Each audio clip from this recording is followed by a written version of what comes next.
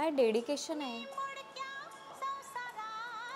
डेडिकेशनचं दुसरं नाव माहिती आहे का? ते म्हणजे स्मिता पाटील. TD न्यूजवरून सुरुवात करणाऱ्या आणि आपला भारतीय सिनेमा बदलणाऱ्या एक बिनधास्त आणि गुणी अभिनेत्री.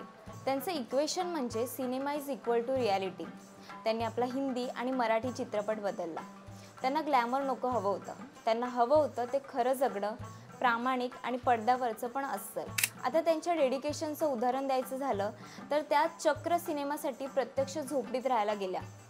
तो रोल समजून घेण्यासाठी नाही तर तो अनुभवण्यासाठी. भूमिका, मंथन, अर्थ, जैत्रे जैत हे त्यांचे फक्त सिनेमे नव्हते तर ते एक समाजाचे आरसा होते आणि या समाजाचं भान राखणाऱ्या त्या समाजाच्या रिप्रेझेंटेटिव्ह होत्या.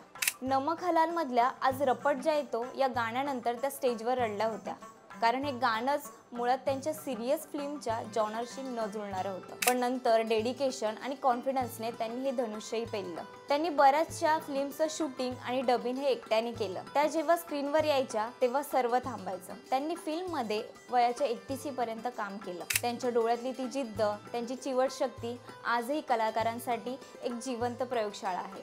अजून अशा कोणत्या लेजेंडरी ॲक्ट्रेसबद्दल तुम्हाला ऐकायला आवडेल?